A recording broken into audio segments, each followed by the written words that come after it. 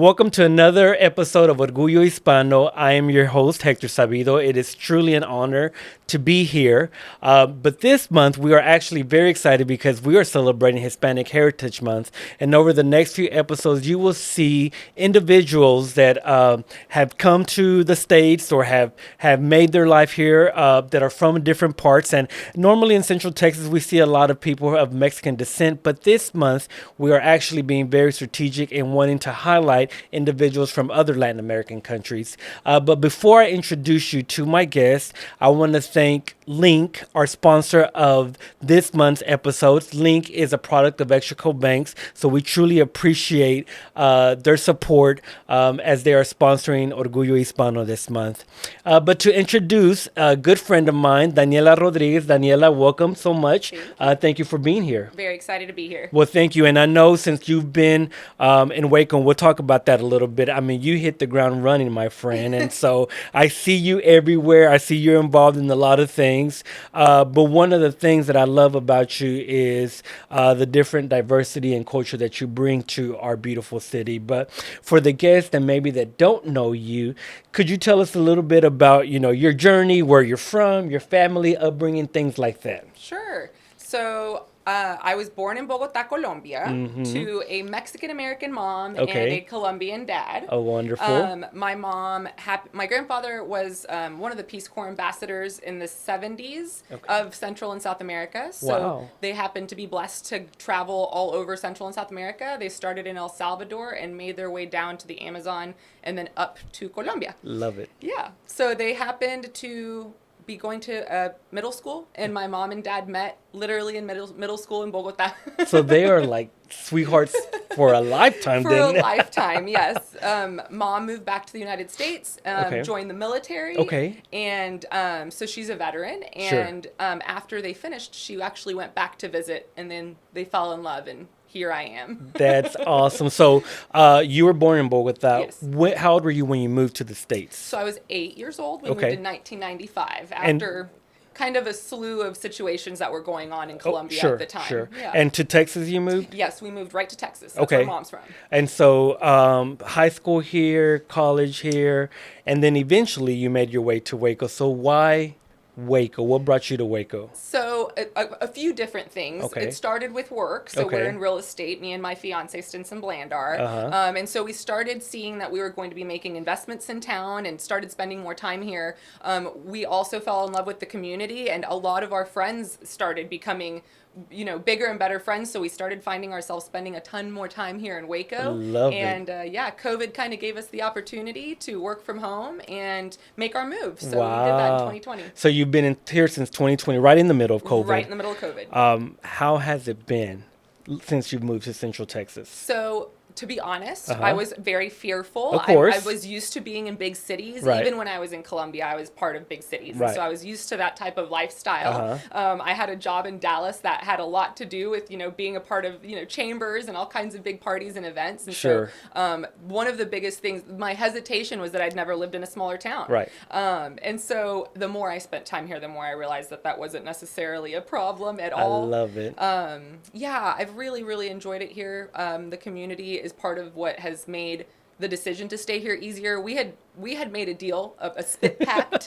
that we would stay for 2 years. And if in 2 years it wasn't the right place specifically for me in my career, that we would think about, moving back to one of the larger cities. And now we're here 3 years. Now you're here 3 years. So obviously it's working out for you. Yes. And so you're in real estate also. And I would consider you probably one of the few bilingual and Latina real estate agents in our area. What does that mean to you? So it's part of the other reason of loving being in this community is that I get to serve it. I don't think I've ever had a job in my life where I actually interacted one-on-one with so many people and so many different lifestyles and different types of monetary incomes and socioeconomic impact that we get to see here. And so part of what's so neat about being a realtor in this town is that I get to see so many different wonderful cultures and people. It's and then I get to use my Spanish for whatever reason in my other jobs. It just wasn't a primary focus. And I had always looked for jobs and wanted that as a goal, to be able to use it and to help both communities, and be able to use my language. So love it. It's really, really been wonderful. I would say I probably get to speak Spanish every day now. Awesome. Well, so, I'm curious about that because, as I mentioned in the opening, a lot of the Latinos or Hispanics that we have in Central Texas are from Mexican descent. But as we know, and as we're celebrating Hispanic Heritage Month, it encompasses so much more than just Mexico. And so for you being from Colombia and representing Colombia here in Central Texas, what is that like? What is that feeling like? And even maybe like some of the things that maybe you have had not a hard time overcoming, but just differences that you would see that you didn't expect, and how that has worked in your favor here. Sure. I think there weren't very many Colombians that I have met, even whether it was here or in Dallas or any other places that I grew up. So the food part is a big miss for me. Like, I mean, if I go to Houston a lot just to eat patacones and to eat different Colombian foods, because I eat, well, whether I can make them or not, it's just a lot more difficult and more fun if somebody else is doing it for you. So one of the biggest things, and a lot less work, exactly, and a lot less grease in your kitchen. That's part of the problem too. So I miss the food a lot. That's probably one of the things that I get the most homesick over is just my grandmother's cooking. And then even just the way that we communicate, the way the language is spoken is different between me and someone who might be born in Mexico City, or even somebody that's born here in Waco. We all have different dialects. Sure, absolutely. And yeah, I mean, part of it's also just that people are used to being in their own communities. Correct. And so at first you feel like you're an outsider, and that's just you making things up in your own head. But I think that was one of my biggest hesitancies absolutely, and I can see that. Yeah, was feeling not Mexican enough, not American enough, not Colombian enough. And so I think that that's always been a struggle until now that I'm older and I see it as a big positive. I mean, getting to see the world in different perspectives just allows us to understand what we have in common. So when I even think, and I think you would attest to this, is one of the beautiful things about our culture, Latino culture, is that we come in different skin tones. We come with different color of hair. We come with different color of eyes. We come with different foods that we love. But yet the thing that unites us is the Latino blood that runs through us. Absolutely. And I think someone like you that maybe is what I would consider a minority in this Hispanic conglomerate that we have here in Central Texas, that you would still see that as a positive and be proud of who you are, where you're from, and that you have something to offer just like everybody else. Absolutely. And I think it just takes knowing that there's strength in absolutely everything. And I think once you realize that, and you know that you make spaces for yourself in that way. Along with that, we're not that different. We do come from similar backgrounds, and we've been taught, even though the minor things might be different, that a lot of it's still the same. The way we're with family. The way we can work in our own communities amongst each other, the way we save money, all kinds of different things are interesting, because you start seeing so many different similarities the more people you get to meet. Absolutely. Now, do you go back home to Colombia a lot? I do. My dad's still there. So I get to go do vacations with him and spend birthdays, and so I try to go back at least once a year. So you love visiting home? Oh, I love it, and I miss it all the time. It's if I wish it was just a little closer. If I could drive there in 5 hours, it would be amazing. So. Wow, that is amazing. I think that's beautiful, though. So let me ask you something, Daniela. So, like I said, when I first met you, like, you were everywhere, and even getting to know you over the years, you're still heavily involved in the community. What all are you involved in? I want to ask that, besides your real estate business, and I know you and Stinson have your own business as well, but also B, what motivates you to want to be involved in your community? Sure. I think I was realizing that I was lonely first, like in Waco. Yes, I had friends, but I didn't know that many people. And what I started realizing was, I'm just not spending time doing what I enjoy, which is spending time with my community. I happen to be blessed to get to do it in my last job. And so I was throwing events for cities and doing chamber events. And that's where I go, oh my goodness, I need to be doing that. And that's how you're going to find this joy that you've been missing in this community. And so I was blessed to start, as soon as COVID lifted, I started putting myself in situations where I was going to get to meet people. You were one of the first people I met. We met at Union Hall and had lunch. And, I remember. I was specifically asking for Latino leaders in the area. I knew that that's something that was here and that was something that was important to me, and that's kind of the where I wanted to start my any kind of volunteerism or anything like that. I wanted to just tell people I was available and had time for that. And so I really kind of just started letting people know I was available, and slowly but surely I'm on 4 boards. Oh my goodness. So I'm on the Creative Waco board, which is amazing, and we do all kinds of wonderful work with youth and artists in the area. They work on all kinds of events, from Chalk Walk to Dia de los Muertos, and if you see murals in town, that's part of what they do. And so they do amazing work. And for those that don't know, Creative Waco is more like the umbrella of the arts community here in Central Texas. It's a nonprofit that has certainly grown in the last 5 to 8 years, and they have a wonderful leader in Fiona Bond, and she does amazing things with the city and for the city. Any kind of artwork structure that you see in Waco, and a lot of the wonderful, beautiful things that we see in town are done through that umbrella. So I really am blessed to be a part of that. I enjoy it very much. I love that. The next one that I was kind of tapped for, which you tapped me for, was we won't tell everybody else that. was Hispanic Leaders Network, which was actually in conjunction to the Hispanic Chamber. I was working with both, and I started just helping with events, and now I'm on their board and help with many wonderful events throughout the year and in the community. And that allows me to, again, use my Spanish and meet all of our local Latino wonderful people.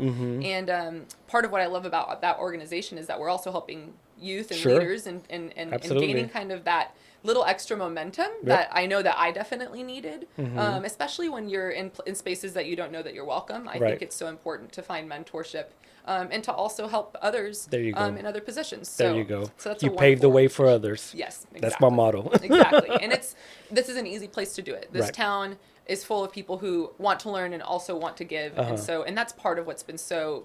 It makes me want to join more organizations, just because there's so much excitement and people wanting to actually do things to help. There you go. I love it. I love it. So that's 2. So I'm also on the Dr. Pepper board, which is the museum that's over by the silos. It's been here since, I think, the early 1900s, and it's a really cool board. That one is a lot bigger, and so I get to spend a lot more time thinking about 5 years ahead of time with that one, and about the future of Waco, and about what life with the silos, life during the silos, even life after the silos. There's all of these different conversations that we get to have with that museum because of the culture and background and history that it's got. We know that it's going to be here for a really long time. So, yes, ma'am. So yeah, it's cool. So you are busy. I'm busy. Well, and one thing that I appreciate about that is that you are in places. So historically speaking, even being a native Wacoan, sometimes these nonprofit organizations, we didn't have that representation for many, many years, historically speaking. And now you see more individuals like yourself that are heavily involved in nonprofit organizations, and they are giving a platform for our voices and our point of views and our ideas to be heard and discussed. And I think it is extra important. Even personally speaking, I think when the board, like the Dr. Pepper board or Creative Waco, et cetera, have that diversity in there, it just makes it that much stronger because you have different points of views that make the organization more holistic, I should say. Absolutely. I've been on boards where nobody looks like me. In Dallas, especially, I was on many, many boards where there wasn't even one person of the same sex as me, let alone a Latino. And it does make a huge difference because you can keep having the same conversations that you've been having for years, or you can have and hear different perspectives that maybe you just, because you think the same way as somebody else, haven't thought of. It doesn't mean that you think wrongly. It just means that you don't think in that perspective. There you go. And you don't have those experiences. Exactly. And I think even just the differences within the different communities that we're involved with here in Waco, just having somebody from different neighborhoods and different socioeconomic standing and different education, I think all of that gives us perspective. And I think it's important if we have boards or government or anything like that for everyone to be represented. There you go. Because everybody needs to have their voices heard. There you go. Now, I do want to pivot a little bit to one of the major projects that's near and dear to my heart. But it's the Floyd Casey project. Yes. So with the company that you work for, Turner Behringer, they are the developers for the Floyd Casey area that is over 100 acres, that is of open land in the core of a city, which is really unheard of in any Absolutely. city. And so you, along with the company, have been hosting meetings and town hall meetings to discuss what do you want to see in this, what type of projects, what streets are going to be named to pay homage to really to the Latinos and the Hispanics before us, because it is centrally located in South Waco, which is Correct. what I would consider the part of the city that's historically more Latinos or Hispanics living in that area. So tell us about that project, if you don't mind. Yeah, so Turner Brothers is now the umbrella that it's under. They are the developer. They're the ones that they've been working with the city for years now, and just they came to decide on that location. It's not developed, and so we're not tearing down homes. There's Correct. nothing. So it's something that's amazing. A brand new, planned neighborhood somewhere where we really haven't had the opportunity to have something like that in Waco because it was already built out. Right. And so to have that amount of space and to be able to build homes in different sizes and different price points. So the idea is that there's going to be everything from what we would consider a starter home, a townhome, upwards of larger single family buildings with backyards. There's going to be there's a creek that goes underneath that area. And Which so is beautiful, by the way. It's gorgeous. The city's helping build a park in that area. I love it. And There'll so be businesses, like commercial area as well, correct? So there's commercial lots and there's commercial just pad sites that can be built up to whatever the community chooses and whoever comes in and buys those lots. And the idea with the town hall, we had been getting feedback in general. We had been hearing different. The city wants to have names and buildings and libraries and all kinds of things reflect who we are.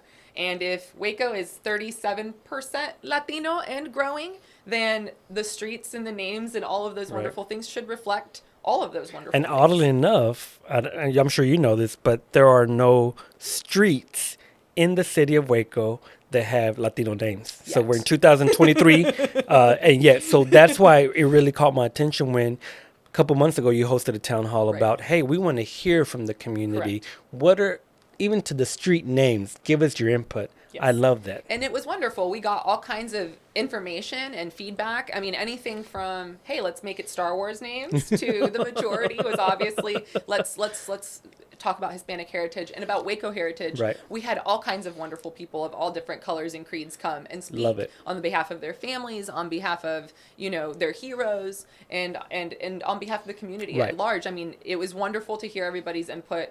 We got to hear all these wonderful stories about people's backgrounds and how important they were. Some coaches and chairs of committees and women that worked in all kinds of charities, or even just abuelas that were arms open all the time, ready to feed any kid in the neighborhood. So it was really wonderful to hear those stories. What was wonderful about this is that it's a small project. There's only so many streets to name, but the park is available for naming, and then there's all kinds of... Sure. It opens this conversation up with the city and with everybody else in Waco of, what do we want this community to look like as it continues to grow, which it's going to. Absolutely. And so if we include each other in those conversations, then we're again, it's that whole listening idea of, if we can represent, even if it's just letting a 5-year-old see their last name on a street name in a place where they've never seen it before, it makes a huge difference in a child's life. It makes a huge difference in somebody who's been here for 4 generations and has never seen it. Correct. We saw people crying and excited at the town hall about just the idea of representation. Right. Not even a decision yet. Right. And so this is wonderful. It's a great way for the city now to take that and to take ownership over, how do we name things in the future? Right. And I think it's just the beginning of a really large conversation happening around the country. And I think the other cool part about it is that you did these meetings, the company did these meetings, both in Spanish and in English, which we're touching on another part of language and language equity in our community, which I know you've also been a huge proponent of. And so honestly, I don't have anything to ask you. I just want to say thank you for being that sensitive and being that keen to say, hey, if we're going to do this, we need to do this right. Correct. And that means offering it not only for our English speakers, but for our Spanish speakers as well, because we have a lot in our community that are either Spanish only or Spanish dominant speakers. Absolutely. And to be able to have information that's going to impact them in their native language, I think it's very important. So thank you. Absolutely. Thank you. It's also a funny thing. It's all of our native language, right? Like we're sitting in Texas in this place where there's a lot of Spanish speakers. Agree. And there always has been, and there has been for a lot longer than there was English speakers. Right. And so it's an interesting way to say, we're paying homage and we're making sure we can communicate, but also why wouldn't we want such a large part of our community to not just be a part of, but understand what's happening in their community. Right. I think it allows people to be more involved when you are inclusive. Mm-hmm. Well, and one of the things, so I'm going to pivot to another thing because I want to catch all this before we run out of time. But because you're in real estate, another area is Latino and Latina homeowners. Absolutely. How important is that to you, and how do you think we can do our part in helping our community that way? Absolutely. I think that's one of the biggest heartaches and the biggest excitements that I have in this industry and in what I've gotten to see in the last 3 years. I think in our community and in many other minority communities, we don't see as much home ownership and as much generational wealth that's being given from generation to generation. And that's partially based off of education and based off of access. Sure. And so I think what's super important and what Waco's doing well is that they're starting all of these educational programs. That's part of how you engage the community. If you can teach one person whose maybe mother and grandmother only speak Spanish, but they feel finally comfortable to come ask questions absolutely. And know that they can afford and have all of these programs that will support them in affording a new home, then we can get a family multiple homes where they might have decided to rent because it was easier, or they might go into what I have seen a lot of, which are these really kind of aggressive and I want to call it predatory. It is. You can call it. It is predatory. And we see them in town, and it breaks my heart. And so I think this is a way for us to protect ourselves. So we protect our money so much, and we protect our families. Why wouldn't we want to take an extra step into protecting everything around us as we're making a giant purchase in our lives and make sure that, you know, we're paying for that little bit of extra money to double check on things, and we're getting a house that's in good standing and that actually belongs to us. Correct. And so that's one of the biggest things that I've been doing in this community is outreach and making sure that we own the homes that we think that we own, and then just making all kinds of informational and accessible things happen in the community so that people can come learn, or that one person in the community might decide to come learn and tell their friends about it. So we've seen a lot of that.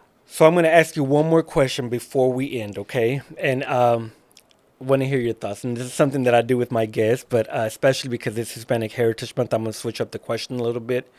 What does being Latino mean to you? So for me, it's a huge part of my identity, obviously.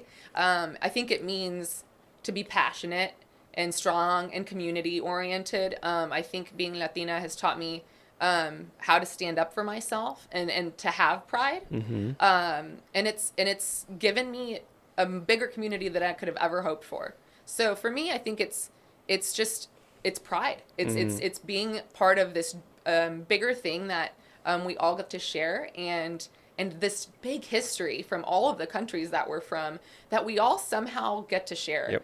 And it's wonderful. Awesome. Well, Daniela, thank you for being our guest, and thank you for being my first guest during Hispanic Heritage Month. If people wanted to contact you, whether it's about real estate, home buying, the Floyd Casey project, or just how to get involved in the community, how can they contact you? So they can find me on my website. It's DannySellsTexas.com. And that's SELLS. SELLS, and Danny is DANI. Okay. So DannySellsTexas.com. I'm on all the social media portals, so Facebook or Instagram, you can find me. It's also Danny Sells Texas. And on my website, you'll find phone number and all of that fun stuff. Great. You can email me on any of that. Well, so awesome. It's, I'm easily accessible if anybody's looking for questions. Well, thank you once again for joining us today. Thank you to the audience. Please make sure you check out our other guests that we will be having over the next several weeks as we're celebrating Hispanic Heritage Month. Once again, thank you to Link, a product of Extraco Banks, for being our sponsor. And until next time, take care. This episode of Orgullo Hispano was made possible through the generosity of these sponsors. The Hispanic Leaders Network is a nonprofit 501c3 organization. Our vision is to develop and empower current and future leaders to make a difference in the community. To sponsor a future Orgullo Hispano podcast episode, Visit our website at www.hln-waco.org or email us at hlnwaco@hln-waco.org.